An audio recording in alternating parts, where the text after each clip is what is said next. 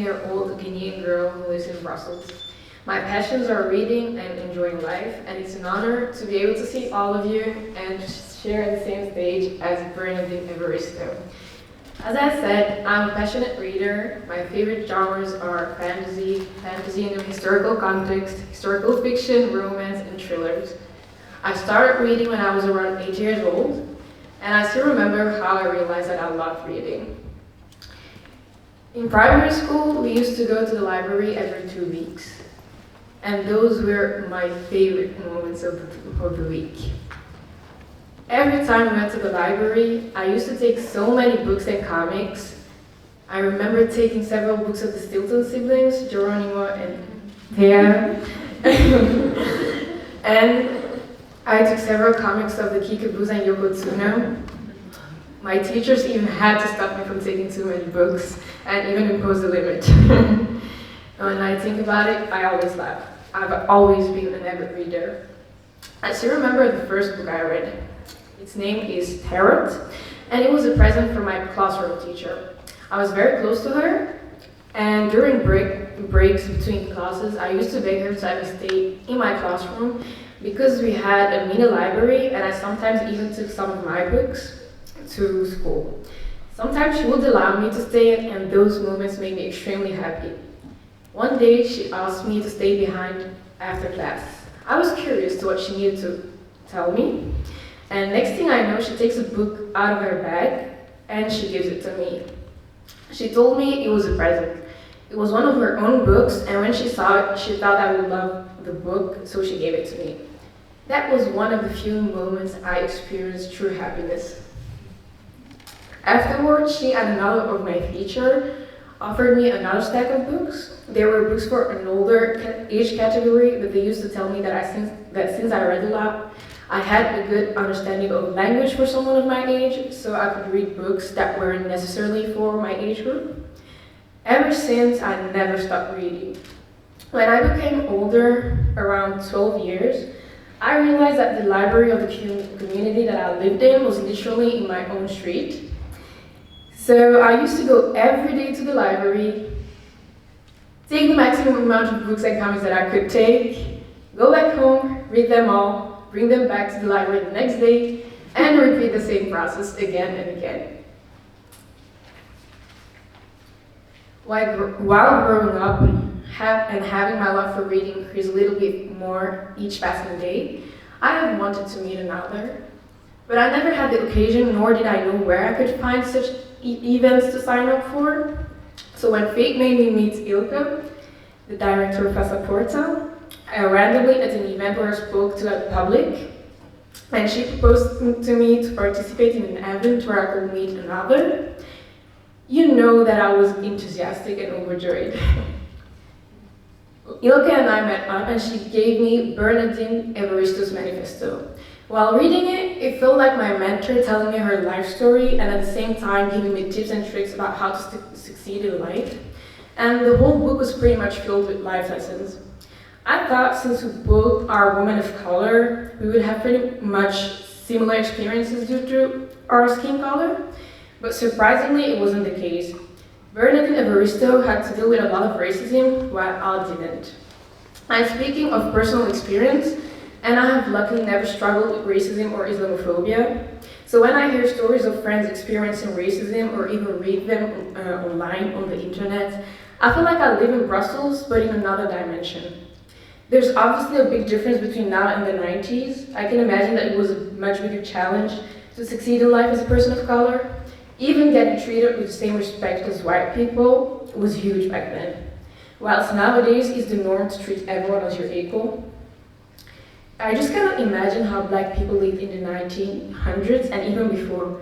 When topics of slavery and racism are talked about, I sometimes don't seem to realize that it actually happened and that it only got better since a few decennia.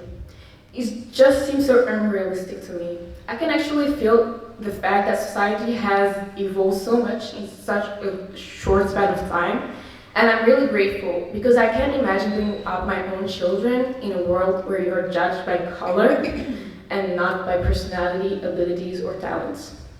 There were two specific passages that I feel related to. The first one is internalized racism. Parents nowadays have learned the importance of cultural reinforcement and instilling on their brown children a sense of self-worth in a majority white society. Upon reading this, I remembered how I introduced myself in the essay that got me to work with the US Embassy. I am a girl, I am of Guinean descent, I am Muslim, and I wear a headscarf. Those elements seem harmless to the public's eye, but to me, each of them is something that makes me have to fight extra hard to get treated as an equal or a normal white person. Fight extra hard to get accepted into society. I also had to learn to love myself before loving anyone else. Now I'm proud of who I am, and I will never change that. Not even for every existing being on this earth.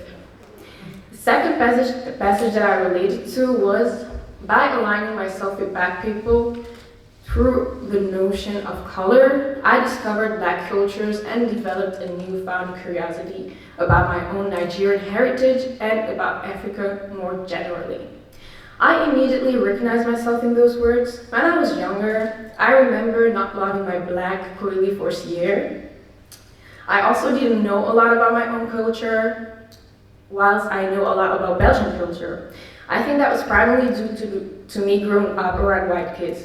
While becoming older and meeting more and more Guinean and other African or Black people, I learned so much more about my own continent. I started using my own language more and more, and I started loving my hair so much that I could not live without it. At this point, I have more colored friends than white friends, and I'm extremely proud of that. My friends of color are equal to being closer to my home continent, and without being there, it's like bringing Africa to me. Although Bernardine was very courageous and self-confident to be able to live in a racist society, that's why she's such an inspiring woman.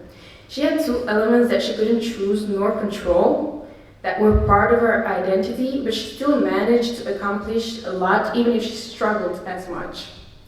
She has so much perseverance. She never let a bad experience be the end of herself. She experienced a lot of downs. She had a few bad influences in her life, but she still got over that phase and got the best out of it.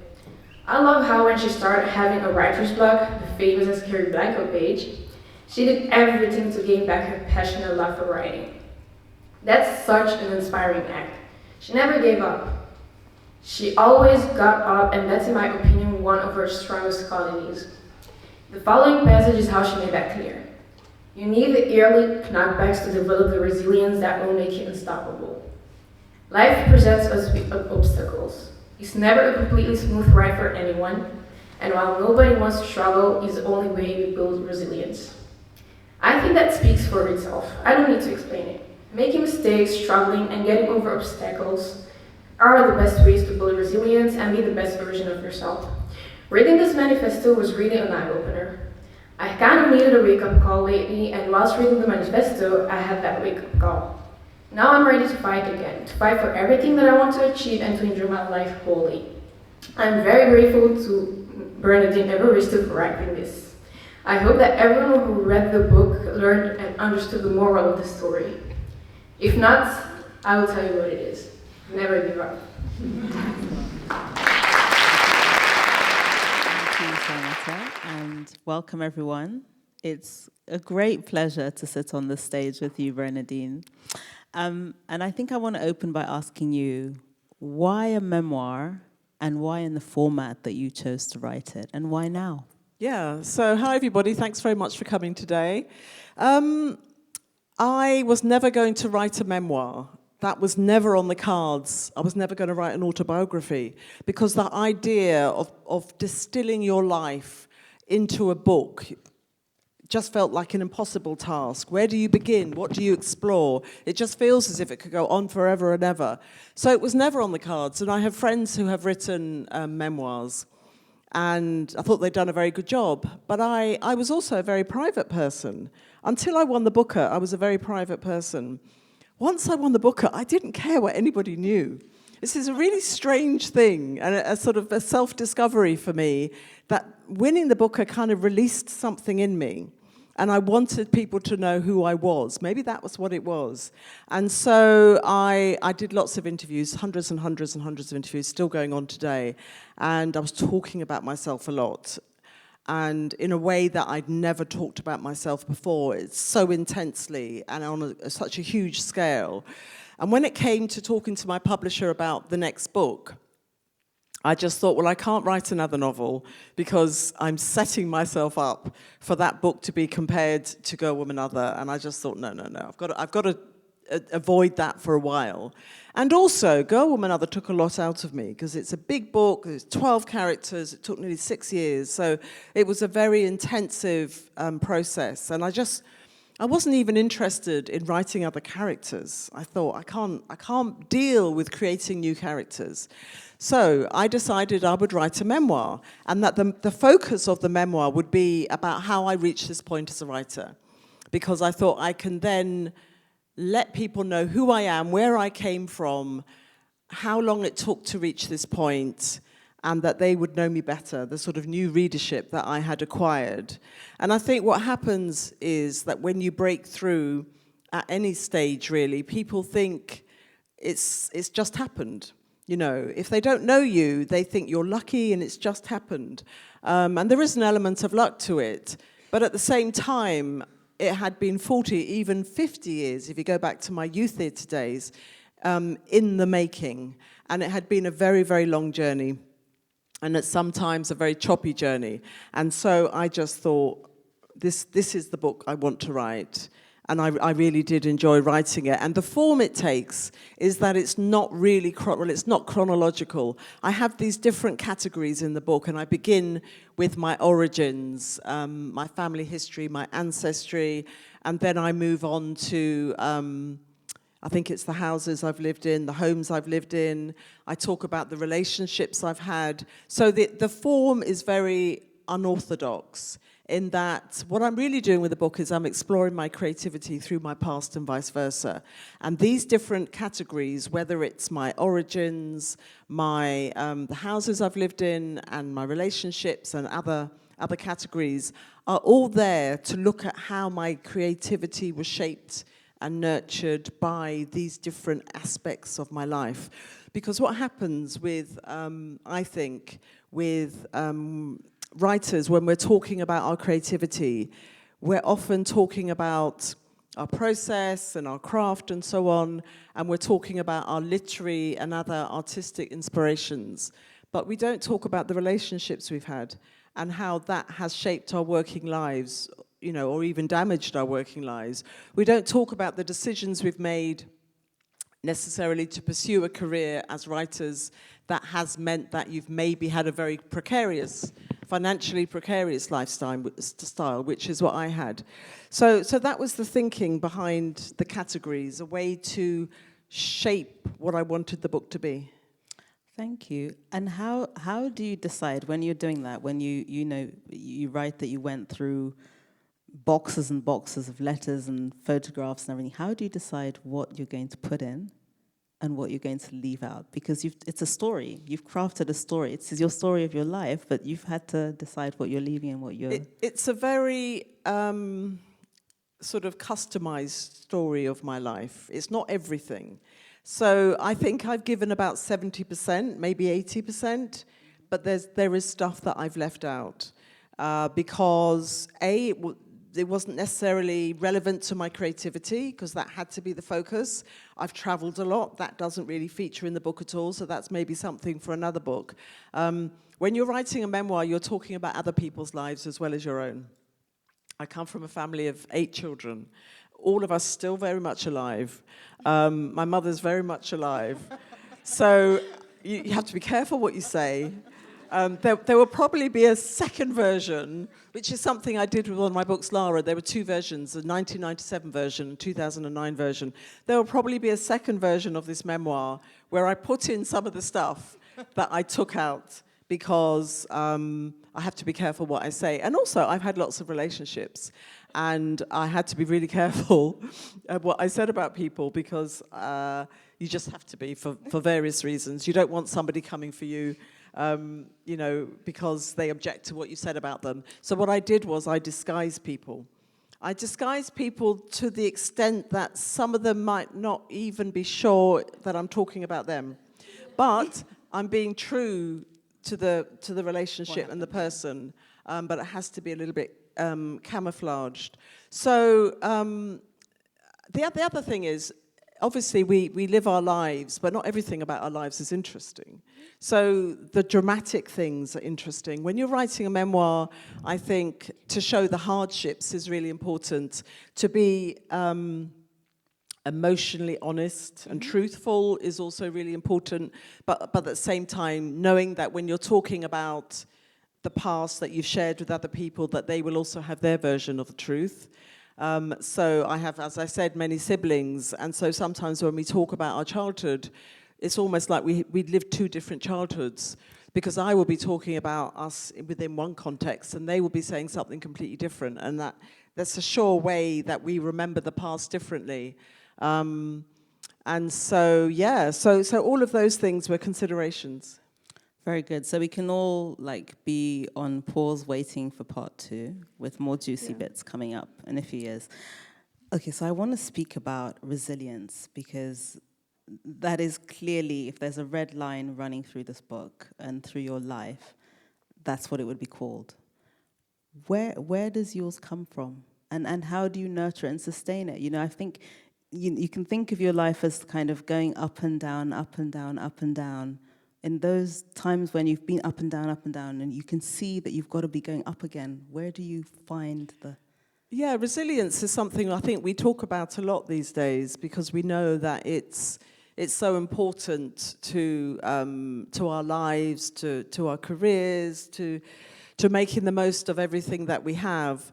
And I think resilience is something that you develop as you mature, and you develop through the obstacles that you face.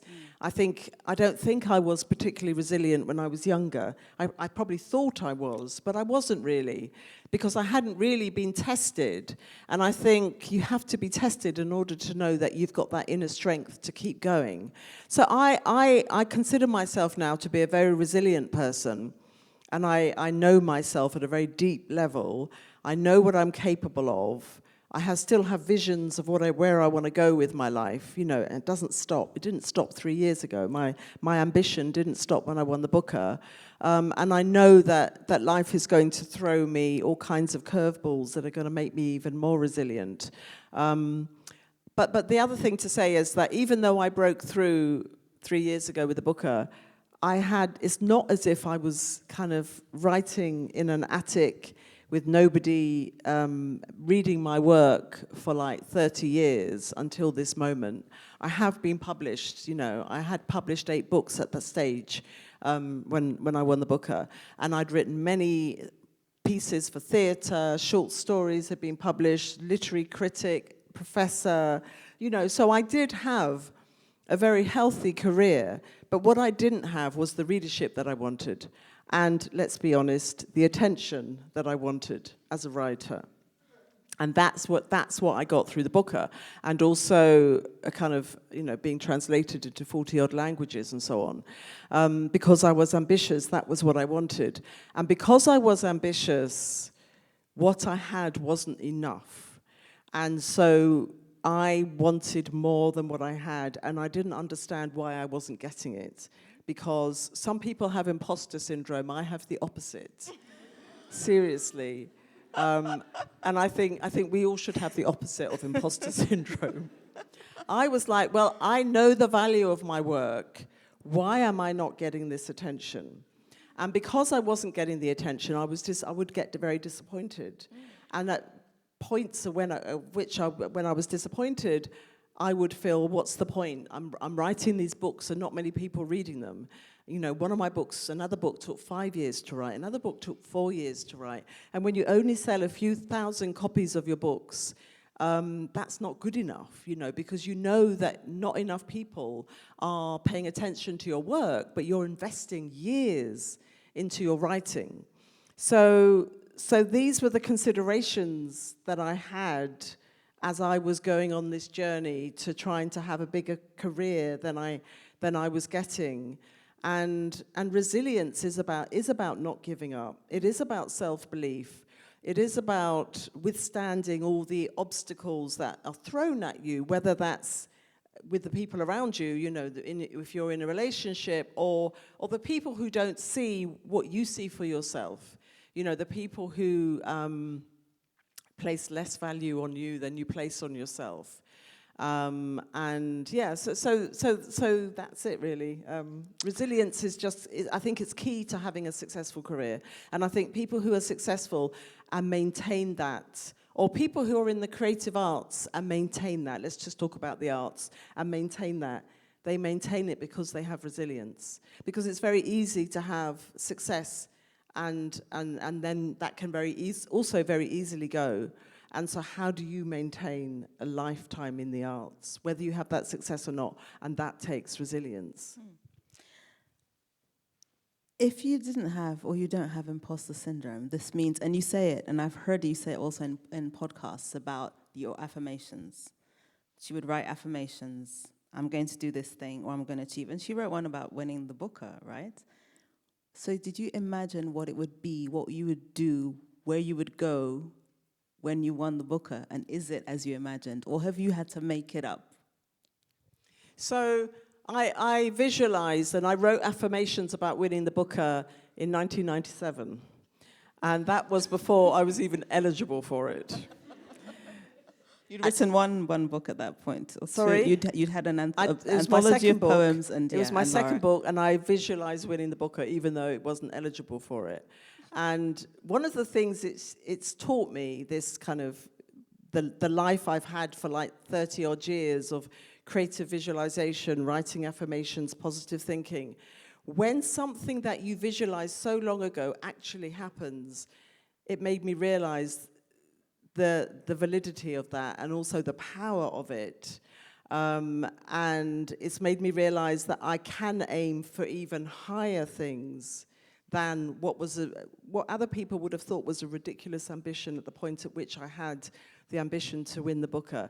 So just to make it very clear, I don't think people should write to win prizes.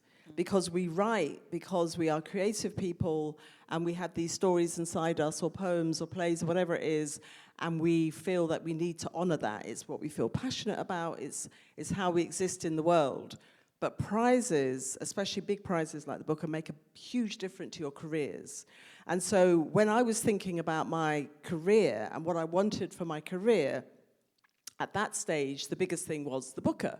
It was like, well, why don't I just visualize winning the Booker? Because that's gonna break me through in a way that I don't think anything else is going to do it. My first two publishers were very, very tiny.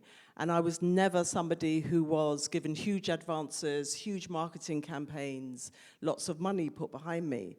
And so I knew it would have to be a big prize that I would win that would make everything change for me.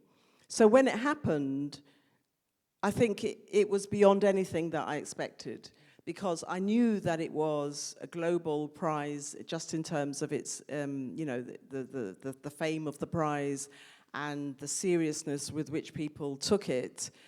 But I didn't know it would be such an incredible difference between me before the Booker and me after the Booker.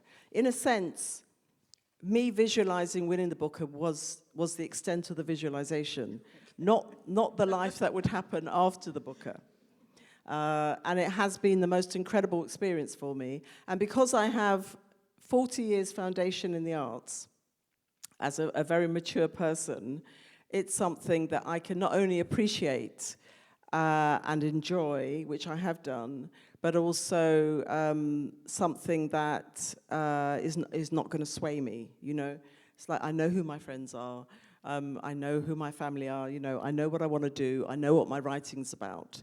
And I think when you win something like the Booker at a very young age, I think it can be quite detrimental, fundamentally, to all of those things.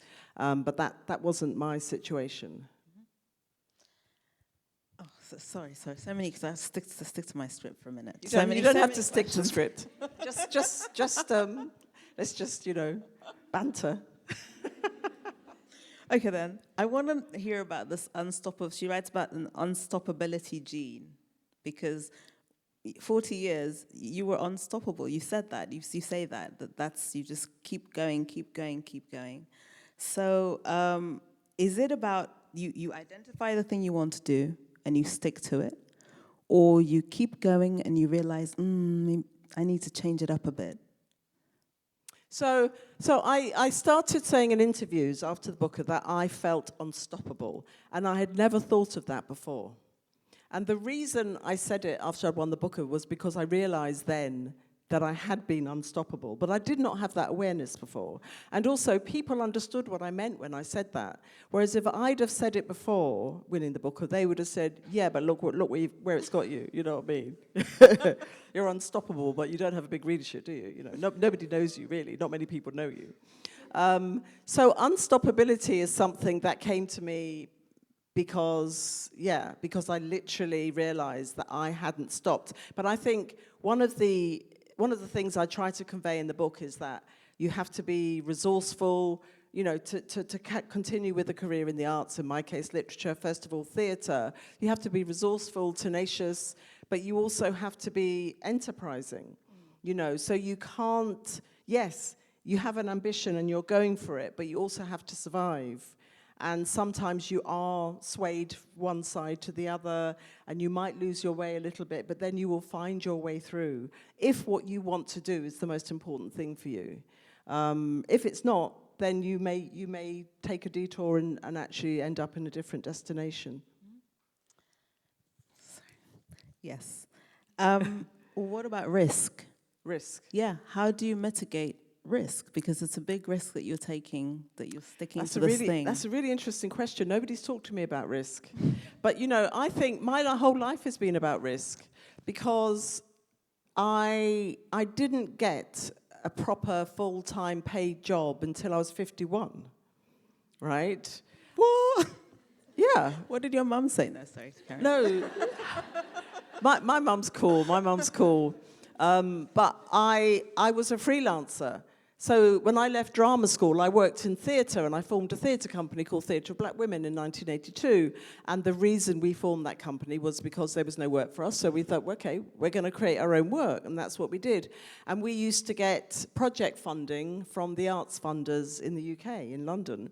But that would never be guaranteed. So we would get funding per production. So the rest of the time I was on the dole. So I spent quite a lot of time in my 20s on the dole, basically getting money from the state, as did lots of people in the arts, because you weren't on a salary.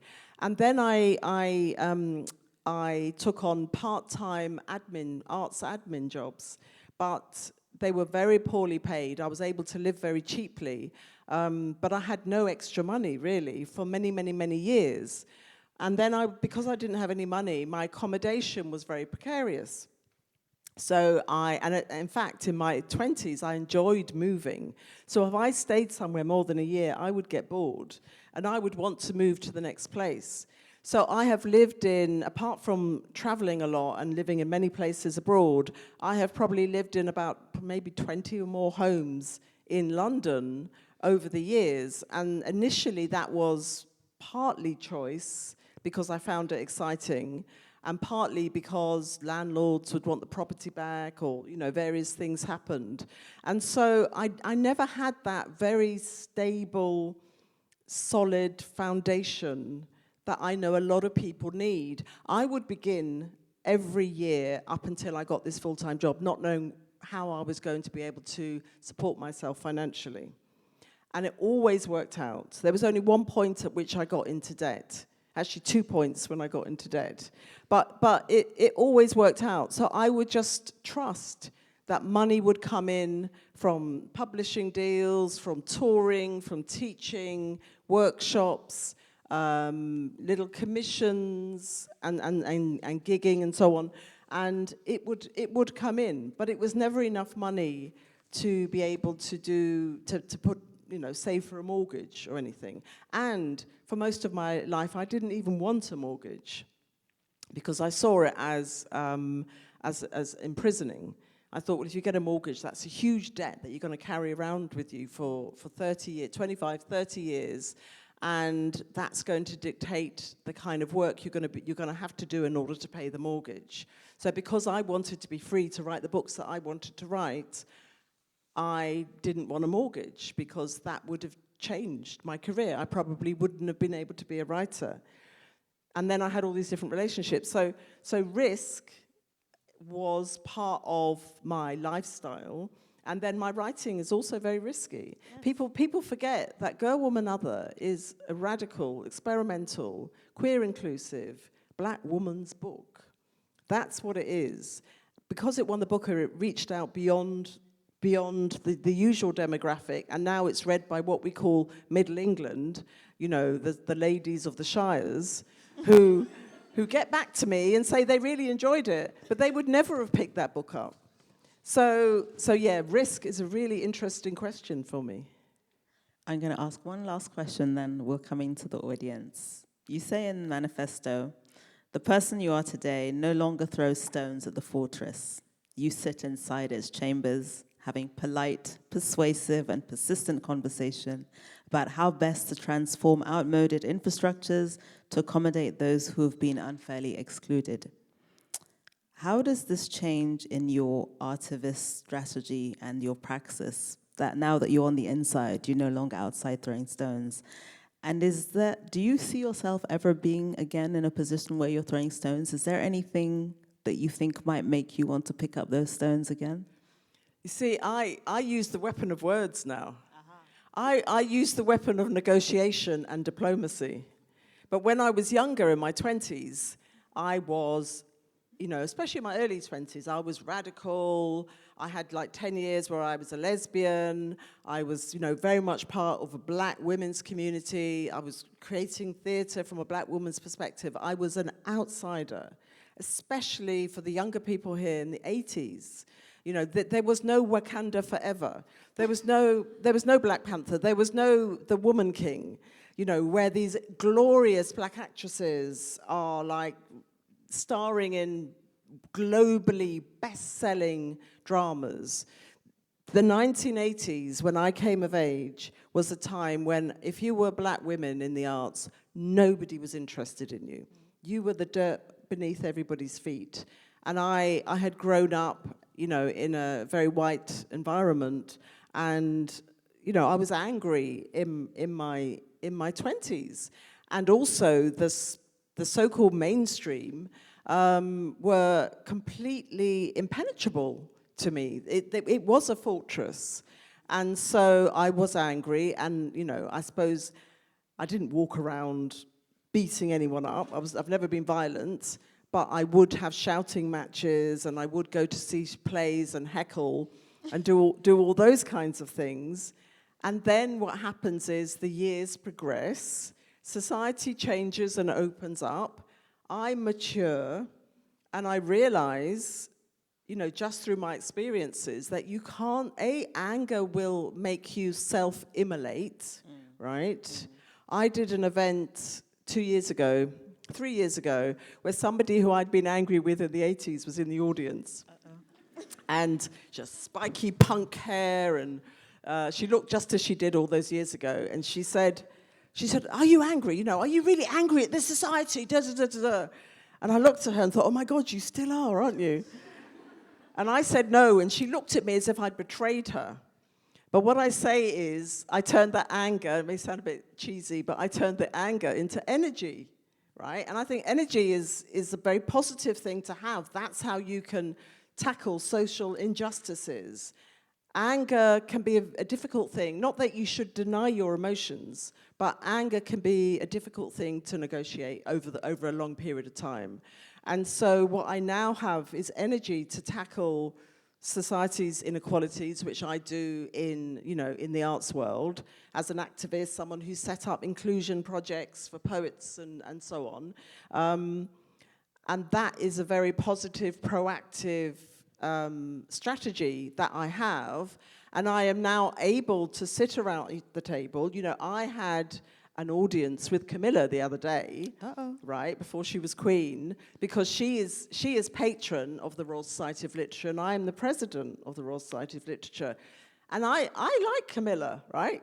I like Camilla. Camilla is a huge supporter of literacy projects and literature, right? So when people such as her use their power, and they're so powerful culturally, to make a difference to all kinds of projects that would otherwise be overlooked, then I have to admire what they do, right? And also, she's game. She's a good person to talk to. But my younger self would never have been in that room and would never have been able to have that conversation with her. But we need people now who are operating at every level in society, in the boardroom as well as on the streets protesting. I am now that person. I'm still an artist, I'm still a creative person, but there is an aspect to my life that means that I am also now in the boardroom. Thank you. Do we have questions? I see at the back, the first hand that went up right at the back. Wait, there's a microphone coming to you.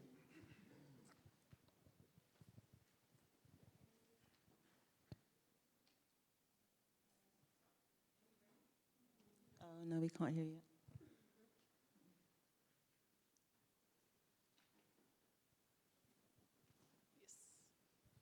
Thank you. Sorry. Thank you very much for this. My name is Kalina Roshakov. I was really interested by what you were saying at the end, and especially, and I really don't mean any disrespect, but you've mentioned the book of many times, and now at the end you were talking about risk, and at the very end you were talking about having arrived at the center of establishment, essentially talking to Camilla and the Queen, and I was wondering, do you fear perhaps about now being very much established and very much read by middle-class white ladies, that risk component of your work and that perhaps inspiration that it was is gone? So sorry if I've mentioned the Booker too much. This is the context. You can mention it as much as you we're like. talking. But I suppose what I should have said is that I am still, and I said that about the book, I am still a radical person, right? I think it's possible to be inside to be inside the establishment and to change it from within, and that's what I'm doing, right? As president of the Royal Society of Literature, I am now part of an organization that I consider to be really progressive, and we have so many projects and initiatives that are about expanding who gets included, who gets honored in the literature world, that, to be honest, hasn't really existed before. I am the first person of color to be president, and also the first person who didn't go to Oxford, Cambridge, or Eton, right, in 200 years, right? So my position there is to be part of an incredible team I'm working with, some of whom are of color, and just making sure that this organization is fully and continues to be fully in the 21st century, right? So I think sometimes people think there's something wrong with the establishment, but actually the establishment is part of the systems that operate in our cultures. And what I feel we need to be is part of that, and to be advocating for our communities and communities of interest within that. So that's my answer. Thank you. Other questions in the middle here?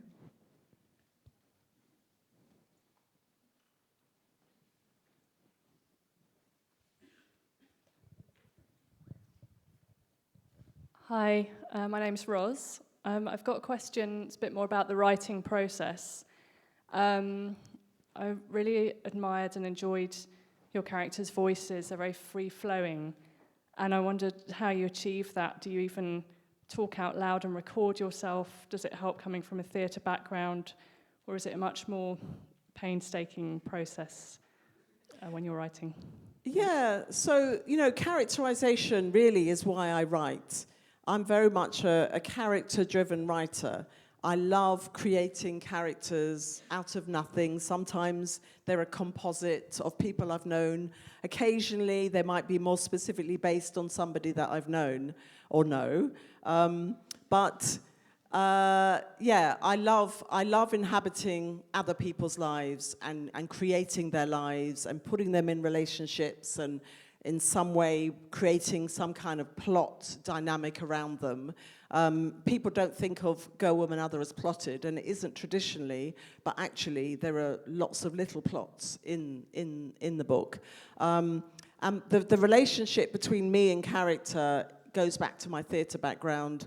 So I first was an actress from the age of 12. I went to my local youth theatre. I loved performing. I loved trying to become people who were not like me. And then when I was at drama school, I started writing for theatre. And they were monologues, so they were one-person plays that I performed. So I was writing characters, and I was also acting in them. And I think that, and I talk about that in Manifesto, I think that was one of the most important influences on my writing even today, in that my first experience of writing was of writing characters who I then inhabited as an actor. And when you inhabit a character as an actor, you are communicating to an audience. So I think there is a performativity to my writing. I think the characters, generally with my books, my characters very much come alive on the page. And I hope that they're quite three-dimensional. And I think that goes back to my theatre background. And also as a writer, I go through a similar exercise. It's not really an exercise, but I go through a similar process where I try to get inside my characters. I try to get under their skin and then to write them from the inside. And try to create characters who feel very real and have strong interior lives and strong emotions and so on. And all of that goes back to theatre. Does that answer your question? Here in the front. Thank you. Hi, my name is Laura Ganza. I had a double question that's very influenced by the public, because when I entered, I realized it was very white. And I was first very happy because I thought that's great that people are interested in those stories that are not about them and that they decenter themselves. But it also made me a bit sad to think that this book that meant a lot to me and a lot to a lot of Black women that I know, and that this manifesto that we were all very excited about, that we're not here and that we're not hearing this. So I was wondering, first, when you're writing, do you write for this public? Do you imagine this public that's going to be reading it, and does it influence the way you're writing? And my second question is, how does it feel to talk about being a Black woman in front of all those white audiences all the time? So, you know, I've been touring as a writer since 1994, and often the sort of, not always, but often the literary audience will be a white, female, older audience. Not always. I've also done many, it depends on the country I'm in as well. I've also done many events where there are a lot of people of color in the audience. And the reason why, perhaps, I don't know, because I don't really know Brussels, but sometimes the reason why you don't get such a sort of diverse audience in a certain place, it could be to do with, I don't know, to do with what people go and see in a particular place, the kind of marketing of an event, and so on and so forth. But because this audience looks like this, does not mean that this is my only readership. When I said my book has reached out to Middle England, I didn't mean that my only readers are white, because I know for a fact that I have reached many, many, many women of color. They tell me, they come to me, it's out there on social media. They feel seen by Girl, Woman, Other.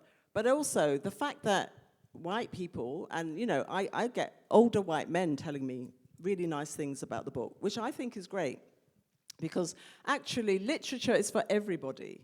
So, you know, the reason why, one of the reasons why publishers were very loath to publish books by Black British writers years ago in Britain was because they said there's no market for our work. And what they meant was, and it was, they had done no research, so this was just myth that they had concocted. They said, you know, that there was no market for their work. So what they were really saying was that there isn't a Black British readership. So they were thinking, well, if it's a book by a Black British writer, the only people who are interested in reading it are Black British audience. As I say, having done no research. But actually, literature is literature, and you can't control your readership. And if a book reaches people beyond the demographic that you're writing about, and we know that happens with white books and has done since time immemorial, then that is a great thing, right? In terms of my readership, I try not to think of a reader for my books, because many years ago in the 80s, I very briefly attended a workshop. It was just a group of young women. We had no experience of writing, and we were writing poetry, and we would meet every week, and I went to 2 or 3 sessions. And what I discovered was that I was writing for their approval. And I realized that through being in that workshop at that time, I was losing my freedom, my creative freedom, because they were my very immediate audience or readership for my work, and I didn't like that. And I never went back and never did a class, a workshop again, hardly, because I didn't want that restriction. What I do is I trust my politics. I write about people of the African diaspora. The books go out into the world. In Europe, we are living in majority white societies, and also in America, has to be said. Books go out into the world, and they land where they land, right? That's not in my control. Does that answer your question? Yeah. Other questions? Were there? Hi, Bernardine. I'm Wim, and I'm one of these older white males. I just wanted to say I'm thrilled to have discovered you, and that's thanks to the Booker Prize, really. I've only just read 3 of your books, and I thought each of them was brilliant, absolutely brilliant, and I hope you've written your affirmation for the Nobel Prize, by the way. You've become, in like 3 years of time, you've become a source of inspiration for me. And I was wondering what your sources of inspiration are, both as a writer and also as an activist. And do you sometimes go back to certain books or authors and reread them or go to them for extra comfort or beauty or wisdom or wit or what have you? Yeah, I mean, I have my favorite authors, but they're no longer around anymore. Toni Morrison and Derek Walcott in particular. So they're never going to be producing new work, which is sad, and I've read their entire body of work. But they were definitely really important influences on my writing years ago. I read a lot. Unfortunately, I have to read a lot of new writers because I support them and because they ask for quotes. So sometimes I feel as if I'm not reading sort of some of the writers I would like to be reading, but some of the new writers are brilliant, and so I can be nurtured by their material. I am kind of inspired by everything around me, really. In terms of my activism, there are so many wonderful initiatives around at the moment, even the project you're working on, you know what I mean? There are so many inclusivity, diversity, initiatives and really important projects really dealing with really important issues in our world today that I am always inspired when I read about them. But I would say that at the moment, I find theatre very inspiring. I mean, I find that really nourishes my imagination, but above all, visual arts. Some of the visual arts that I see at the moment. There's an incredible exhibition on, it's finished now at the Hayward Gallery on the South Bank in London called In the Black Fantastic, which was an exhibition curated by somebody called Echo Eschen, and they were 11 black artists dealing with the future and fantasy. It was, I mean, I'm sure it would be touring the world. It was the most extraordinary exhibition. I went to see it 3 times because I just thought, this is something that I'd like to be doing with my writing, to have the effect of this incredible, imaginative, visual, blow-your-mind world that they'd created. And also an artist called Hugh Locke, who is originally from Guyana, lived in Britain all his life, pretty much, and he's got an exhibition which is on until January at Tate Britain called The Procession, which is absolutely mind-blowing. So visual arts is, yeah, it's somewhere where I turn for inspiration. Also politics. Politics in Britain, I'm sure there are British people here. It's just like, Very I'm inspiring. just like, since 2016, and in America, and in other parts of the world, I feel that I have to do something with this in my work somehow, because not that it's necessarily inspiring, but it's in that way, but it is something that I'd like to explore, because we're living through unprecedented times, and it's really, really interesting, as well as appalling in so many ways. That would be great. I feel like the artist's voice always brings a different dimension, right, to things like politics and what we're living through. Are there other questions? Yes, over there. Hi, my name is Lisbeth. I also want to thank you for your work. I think it's a great way. I think it's actually great that there's a more diverse group of authors now, also getting more and more prizes, because I think that's also a way to learn about new stories. But what I wanted to ask, you write in your book about kind of accidentally stumbling upon the youth theater and how that influenced your life and created this love for theater and the arts. And I just wonder how you think your life would have gone if you actually hadn't ended up in that class. Yeah, so I went to the youth theatre from the age of 12 to 16 or 17 every Friday. That was my introduction to the arts, to creativity, to acting, to being in this wonderful community of children who, when I think about it now, I think they were all kind of outsiders in one way or another, but we all felt that we belonged in that space because it was a very welcoming, open space. My mother was a school teacher, and I think maybe that might have been an option for me. I don't know. I mean, I went to a grammar school, and so university was an option, and it's very hard. It's very hard to imagine a life where I hadn't gone to the youth theatre and that hadn't changed, because it changed the course of my life. But maybe I would have become a teacher, like a school teacher or something. I don't know. There was a hand up here in the front. Yeah.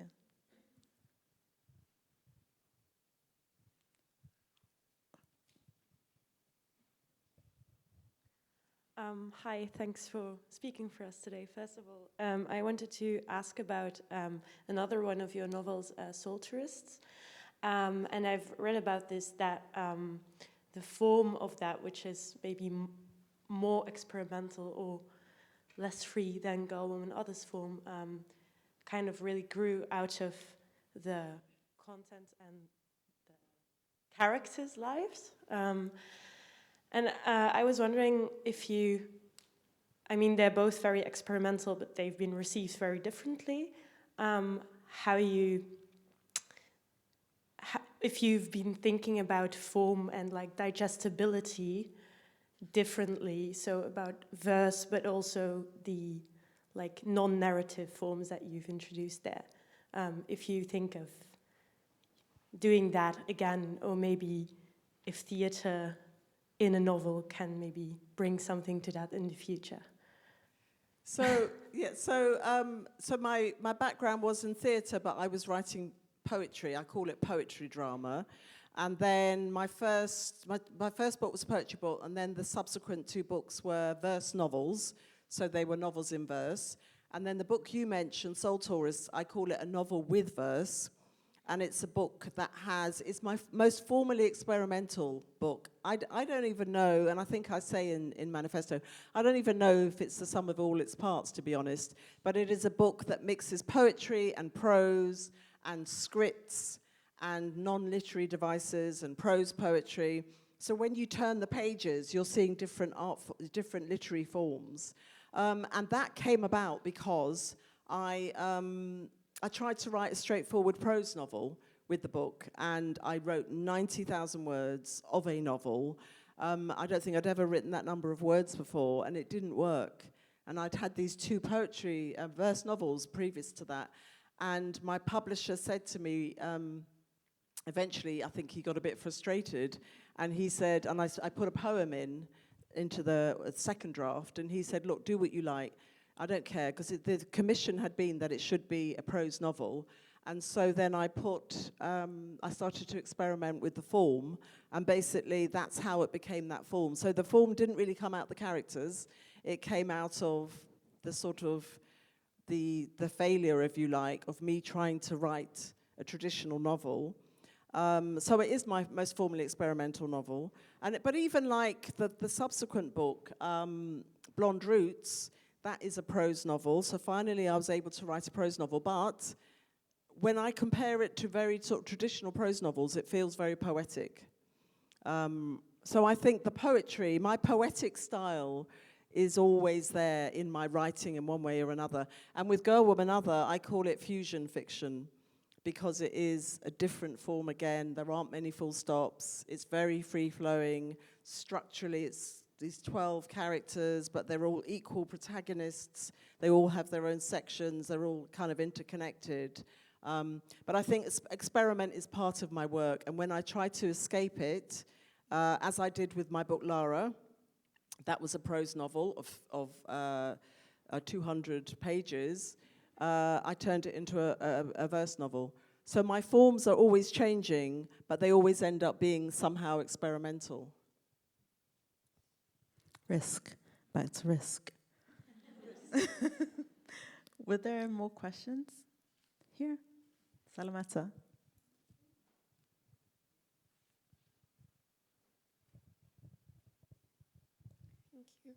So one of the questions that I had, like prior to this evening right now, while I was conversing with Madeleine, she talked about an author that only start writing when he or she was 34. And a question came up in me, like, do you actually think that to start writing, you have to start while being young?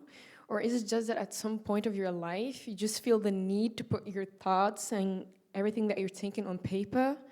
Or like, you start doing it while you're young to, like, you know, start evolving in it and at some point even publish your works?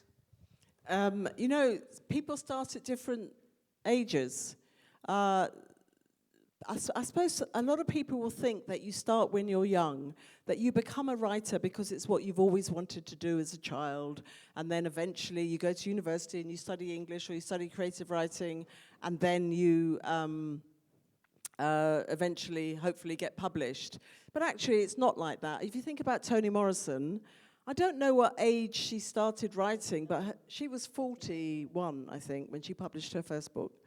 And that's a big old age. I know somebody called Jacqueline Crooks, who's about to publish her first novel, and I think she's 56. Kit DeWall, another writer, published her first novel in her 50s. So I think you can start at any age, but I would say probably most writers start when they're young, which is fine. But I think there's a lot to be said for starting later, if that's how your life pans out, because I do think there's a lot to be said for life experience and maturity. You put that all goes into your writing. But there are no rules about it. Some people have one career, like Andrea Levy, for example, who wrote Small Island, which became a huge hit. She was I think she was a costume designer. She was a costume designer, I think, and that was her first career. And then she went to a creative writing class for about 6 years, a weekly evening class, and then started to publish books in her 30s. So I think one of the ways in which people often become writers, but then again, that isn't a rule, is if they're avid readers, such as you. I was an avid reader, and you know, eventually I started writing those stories because it's going into you, isn't it? You're absorbing all these stories all the time, and it's almost like they're starting to shape you and form you, and maybe at some point you will then decide that you have stories that you want to write, but only probably because you've absorbed so many from childhood. It's like music. It's very hard to be a musician if you've never listened to music. Think of it, that's a kind of interesting parallel. Are there more questions? If there are not, I see two hands. Okay, we'll take these last two questions please.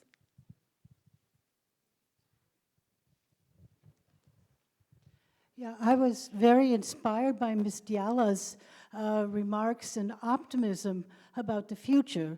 And I'm kind of missing the elephants that are not very much in the room, which is men. And I wanted you to comment about the changing, do you feel that the literary world in the United Kingdom and in the Anglophone world is very different now in terms of the position of men in the whole thing? And what is the male reception, black and white males, to your work? So I think we can safely say that the history of British literature is patriarchal. That I think, so Kate Moss, the novelist Kate Moss founded the Women's Prize for Fiction, I think it was 27 years ago, because they had the Booker Prize, mentioned it, the Booker Prize shortlist had been announced and there were 6 men on that list and she was furious. So she founded the Women's Prize, and also I think she conducted some research, and it showed that while women were the biggest readers and women were increasingly writing books, they weren't winning the prizes. I think now 45% of books are written by women, and that's something that probably has steadily increased over the years. It's a very interesting time in Britain at the moment in terms of publishing, because a lot of the writers who are coming through, who I think are doing the most interesting work, are coming from underrepresented communities, because their voices are the freshest. Their voices are the voices that we haven't heard in the past. And those writers are also the writers who are winning a lot of the awards because of that, I think. But there's still, obviously, there's still the kind of the traditional kind of culture which reveres male writers. You know, a lot of people, if you ask them who the great British writers of the last 30, 40 years have been, they will come up with some very familiar names, and they'll probably be hard-pressed to mention women. And these are the people of the last 30 or 40 years. So it would be like Ian McEwan, Julian Barnes, Salman Rushdie, who's the other one? Kazuo Ishiguro. You know, that those guys dominated for a very long time, but I would say that they're not dominating quite so much at the moment. In terms of my responses to my work and readership, like I say, so I only know what people tell me and, you know, what gets back to me. And I would say that my readership is probably primarily female, but because I won the Booker, it extended beyond that. And so there are white guys reading the book and also black guys, but I don't really know what the percentages are with that. And we're still in societies where women carry the lion's share of domestic work, right? And in the last 2 years that we've had of this pandemic and the need to care for family members, all of that makes it, I think, harder and harder also for women to be writers, whereas a lot of men are free of those burdens and can be just creating. Just to say, I've known quite a few male writers who are married to or partners with women who end up being their PA or their secretaries. Very interesting. Very, yes. There was one more hand up.